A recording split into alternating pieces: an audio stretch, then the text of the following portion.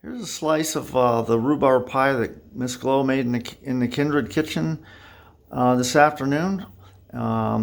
Check out her YouTube channel for instructions and the recipe how to make this pie. And let me give you a good look at it. It's her crust recipe too, so check that out on YouTube. And we're going to sit down and try a piece of this. It looks very good. We've had it before. It's very delicious. Do your own pie by checking out the YouTube channel she has. Thank you very much. Bye. Hi there, welcome. Today I'm making rhubarb pie, and I'm actually going to make 2 of them. When I came out here this morning to check out my rhubarb, it was really nice and big, but the heat has gotten it to where it's kind of just drooped down. But I'm going to go ahead and pick it. I'm making 2 pies, and I need about 8 cups. So I figure that I have 1 stalk equals 1 cup of rhubarb. So I'm going to go ahead and pull anywhere from 8 to 12 of these to make sure that I have enough rhubarb for our pies, depending on the size of them. And I'm going to show you how I do it. Some people cut them off, but what I do is I pull. And you can see how that is. The leaf is poisonous, so you cut that off. Don't eat that then, Miss Glow. No? And then I just always bring a bag or a basket out to put them in. So I'll pull this one. Sometimes they're kind of hard to pull. How often can you pull these, Miss Glow? Well, you want to make sure that you leave enough for later on for growth. But so there's actually, as you can tell, 3 different plants here because they spread as they get older. I've had this one probably 10 years. And maybe not quite that long, but for a while. And where we live, rhubarb is not native to this area, so it was very hard for me to find a good spot for my rhubarb, but this location has worked out really good. So I'm going to go ahead and pull. I've got 2. See, I'm going to pull this one.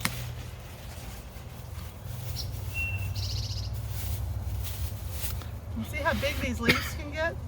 Pretty big, Miss Glow. You want to make sure that you do not eat that.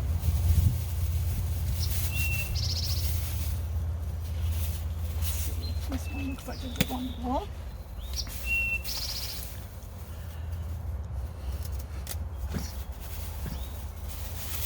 So I'm going to go ahead and continue to pull this, and then I'll meet you back in the kitchen and we're going to cut this up for our pies. Bye! Hi, welcome back to Glow's Kindred Kitchen. Now we're inside my kitchen, and we had gone out and gotten our rhubarb, and I washed it all up, and I just wanted to show you. I'm not sure if you guys know about rhubarb. A lot of people don't, but a lot of people do. But it's actually it is a vegetable. But most recipes are cooked as a dessert with rhubarb. You can make a sauce with it, a cake with it, a jam with it, but I'm doing a rhubarb pie today. So I wanted to show you, it reminds me of celery in a way. You can see how that just peels off of there. In fact, I have my basket here that I always have when I'm doing up stuff. You can see how I peeled some of it. If I notice a part that needs to be peeled off, I do that before I cut it while I'm cleaning it. Let me just rinse my hands off. So I saved 3 of them here to slice up while you guys were here so you can see how I do it. I usually only do 2 at a time when they're kind of big like this. And you can see the size that I'm doing them. They're not real big.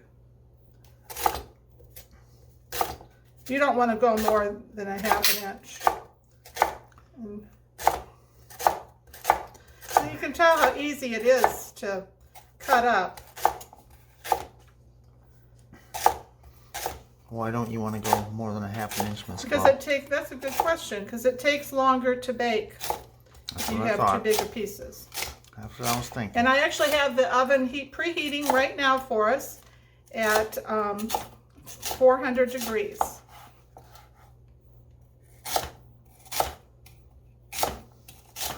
And here you can see how there's a piece right there. So I'm going to just pull that off. And I noticed there was another one here.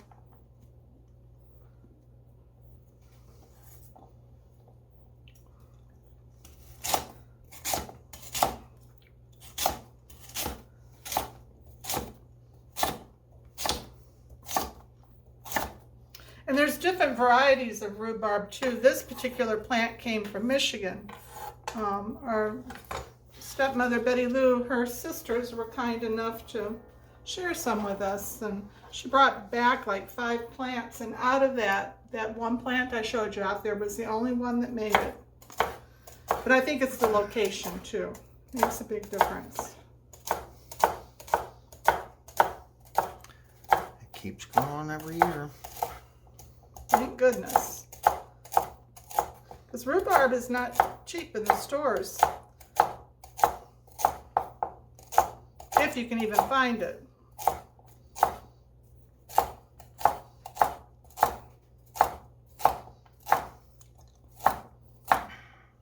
Why did you think it would grow here, Miss Chloe? You just took a chance? I took a chance. Okay, good. Yeah.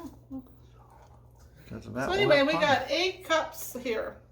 So we're going to do 2 pies, and I'm going to mix up for 1 pie right now and show you how it's done, and then I'll do the second one, and then without you guys watching, and then we'll put them in the oven. Let me just get rid of that. So now what we want to do is to do our mixture for this pie. And this is actually going to be a custard pie, but we'll have a top crust on it as well. So I have 2 eggs in here. I went ahead and I measured this out before you guys came. There's 2 eggs and 3 tablespoons of milk. So I'm going to go ahead and put that right in this bowl. I'll set that over there. And I'm kind of old-timey. I like my old-fashioned egg beater for stuff like this. I want it to be done up good. I don't know if you guys have one of these or have ever even seen one, but if you don't have one, and you run across one, get it, because they're well worth it. What you want to do is to beat this so it's kind of light and putting the air into it is what I'm doing. Putting air into it, eh, Miss Chloe? Sorry? You putting air into it? Mm-hmm. Maybe I should go get my compressor and see if we can help you out. I think that would be a little bit too much. A little bit too much, Miss Chloe. So anyway, I've done that. And now we're going to do 2 tablespoons of cornstarch along with 1 3/4 cup of sugar, 1/4 teaspoon of nutmeg, and we're just going to put that right in here. And I just pre-measured everything out so it'll make it easier for us. Let me get one of my trusty wooden spoons out. Actually, I want this one. I'm just going to stir this up till it combines really nice.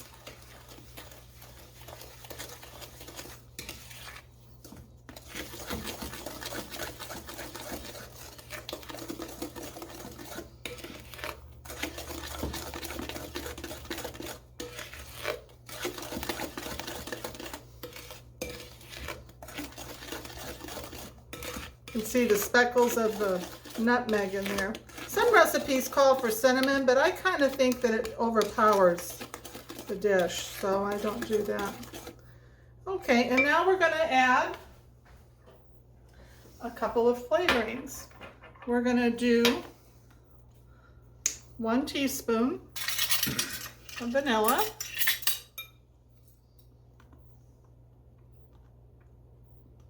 And I use the real vanilla.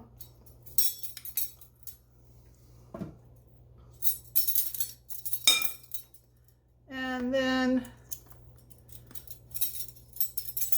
this is orange flavoring. And I have found that orange really goes well with rhubarb.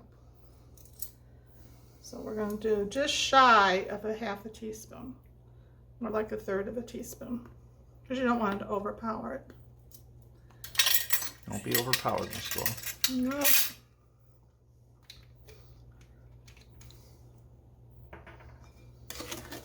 Stir that up.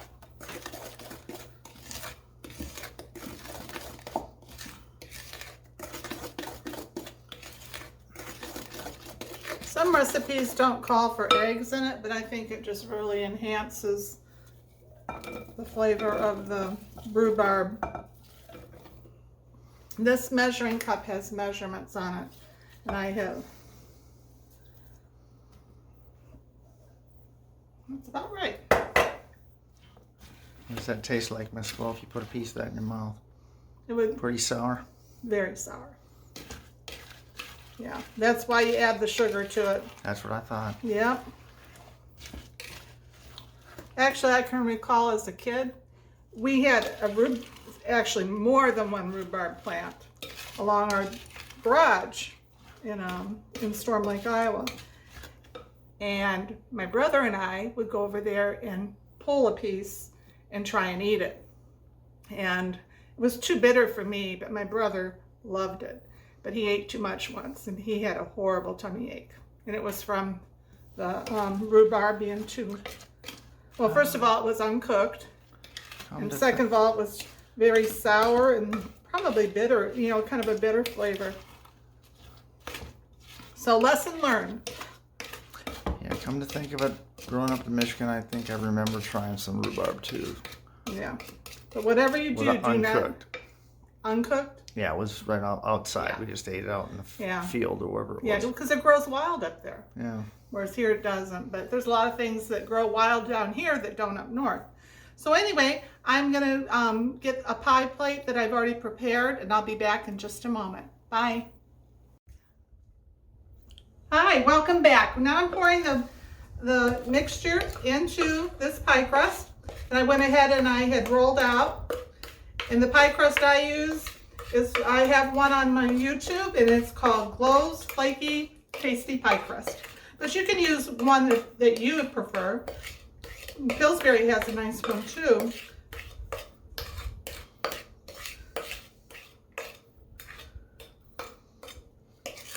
Trying to get all the... Your pie crust is forgiving though, Miss Flo. Yeah, it is. I need all the forgiveness I can get. Mm-hmm. So, precisely. Now we're just gonna put this around here. And I need to get a couple tablespoons of butter. I'll be right back.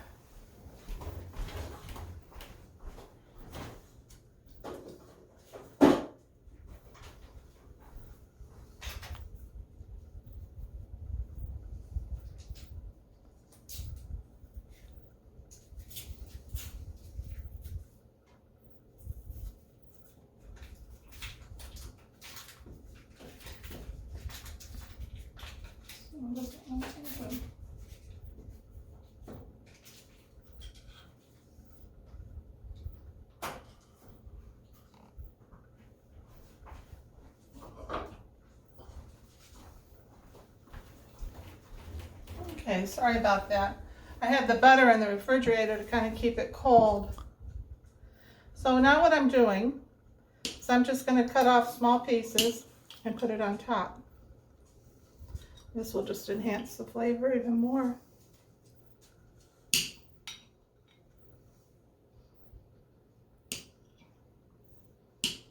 And the reason I'm making two of these today is this is one of Betty Lou and my dad's favorite pies, so I thought I would share. So there we go with that part. And then I rolled out my pie crust and I covered it with a tea towel to keep it so it'd be kind of fresh. We're just gonna fold it over.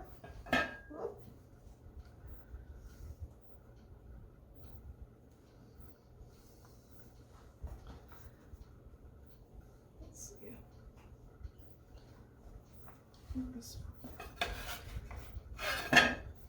Sometimes this works okay when it sets for a bit, and sometimes it gets a little finicky because it's been sitting there waiting for me to pull it up.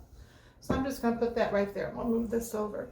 So what I did is I folded this over, in half and then half again. And let's go ahead and place it on here. So I try to center the point here in the middle of the pie. Then you fold it. Whoops. You'll see how forgiving this pie crust is. And then we're going to go like that.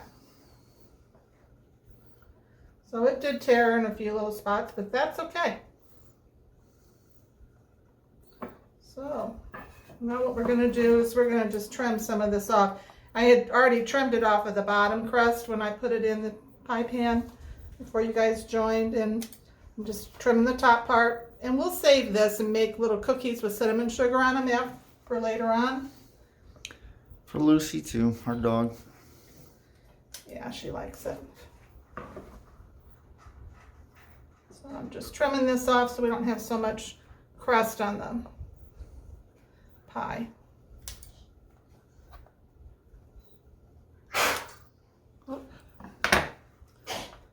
So here we go.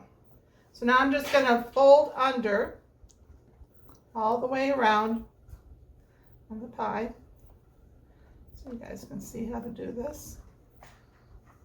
And I'm using a stone pie plate for this one.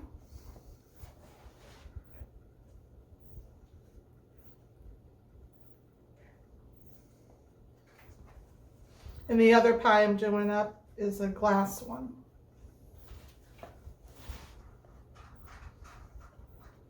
I do use metal pie plates as well, but I tend to lean towards the stone and the glass.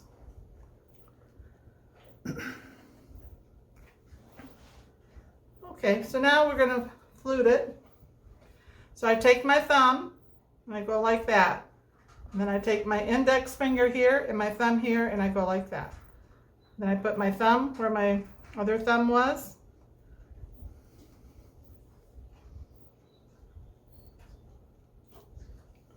And this dough is so soft, even after sitting here while I was getting the rhubarb part ready.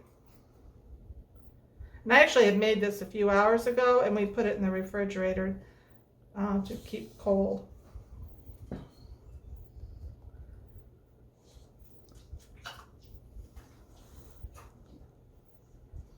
So we're almost done. And we're going to sprinkle some sugar over this too.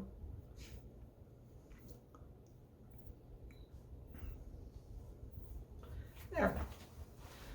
So here's my fork. First thing I'm going to do is I'm going to prick some holes in it, and the reason I do that is so that the steam has a way to leave the pie as it's cooking. And if it was lattice, you wouldn't have to do that, would you, Miss Glow? No, you're right. You remember that. I learned from the last video.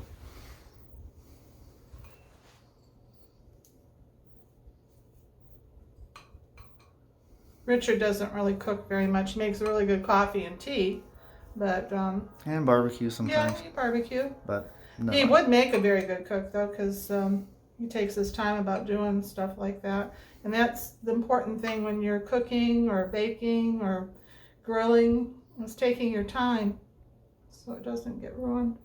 So I just put that milk on there very lightly.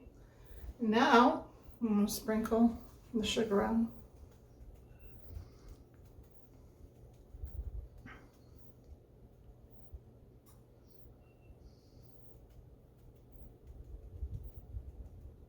There we go.